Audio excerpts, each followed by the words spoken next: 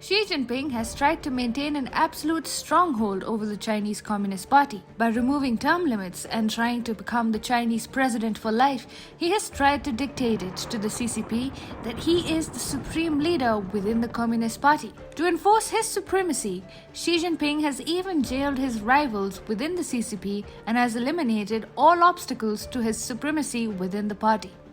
Yet the CCP has now managed to fool Xi Jinping. The CCP is keeping him in the dark. It is making Xi Jinping believe that he is a tall world leader with a massive economy backing up his stature in the world. The CCP is not letting Xi Jinping know that the Chinese economy is in the doldrums and badly isolated. This is why Xi Jinping keeps trying to weaponize the Chinese economy in international relations, whereas he should actually be pleading multinational companies to stay in China. Hi and welcome to TFI Global, the foreign affairs and geopolitical analysis arm of the TFI Media Group. I am your host Shubhangi, and in this video I will tell you how the Chinese Communist Party is keeping Xi Jinping in the dark. Let's begin.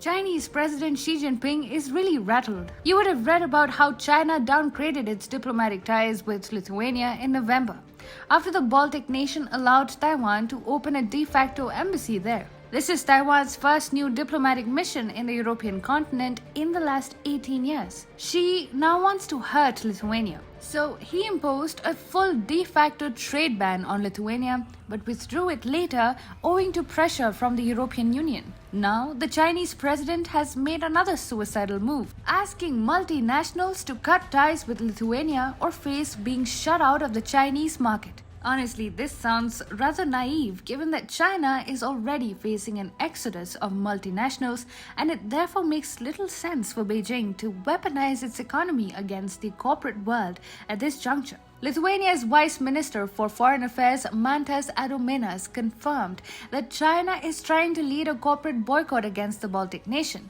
He told Reuters, China has been sending messages to multinationals that if they use parts and supplies from Lithuania, they will no longer be allowed to sell to the Chinese market or get supplies there. However, it is not as if Lithuania is buckling under pressure.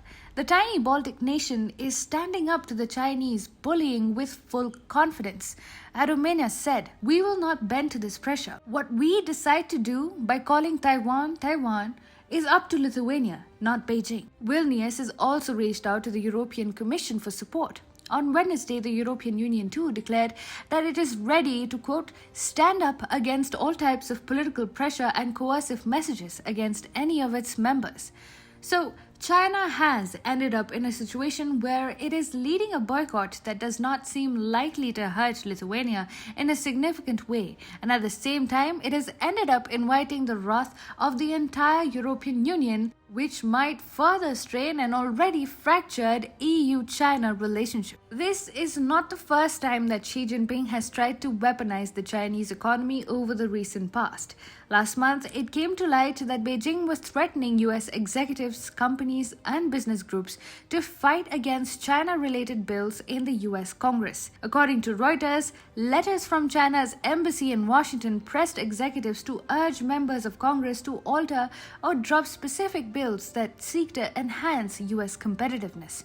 According to the text of the letter, Chinese officials warned companies that they would risk losing market share or revenue in China if the bill becomes a law. China is particularly worried about two bills: the US Innovation and Competition Act, or the USICA, passed by the Senate with bipartisan support in June, and a related bill in the House of Representatives called the Eagle Act, which is more strictly policy-focused.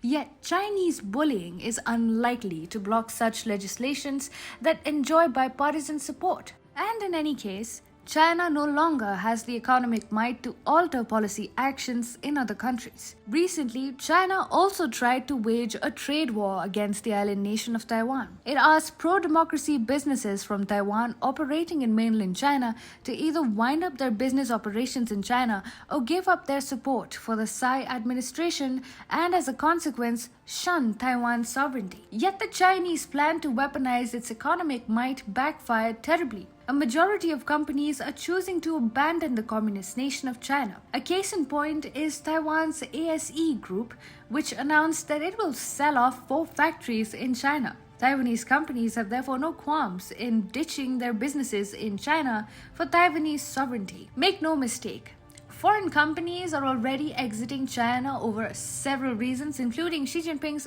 unfriendly policies, tight regulatory measures, Evergrande crisis, and energy shortage in the communist nation. Several tech companies like Yahoo, Epic Games, and Microsoft have either exited China or have ended up downsizing their operations in the communist nation. Moreover, several consumer goods brands like Nike, LG Electronics, Adidas, Puma, Sharp, Kia Motors, and Hyundai Motor Group too have started shifting production out of China over several reasons, including the US-China tariffs war, mistreatment of Uyghur Muslims in labor camps, and other Chinese human rights violations in supply chains, and China's tendency to undermine foreign brands while promoting local brands through unfair means. In such circumstances, Xi Jinping should have been laying the red carpet for foreign firms in a bid to somehow get them to stay in China. However, he is trying to threaten them instead. The net effect will be to scare away the few multinationals that are still operating in China.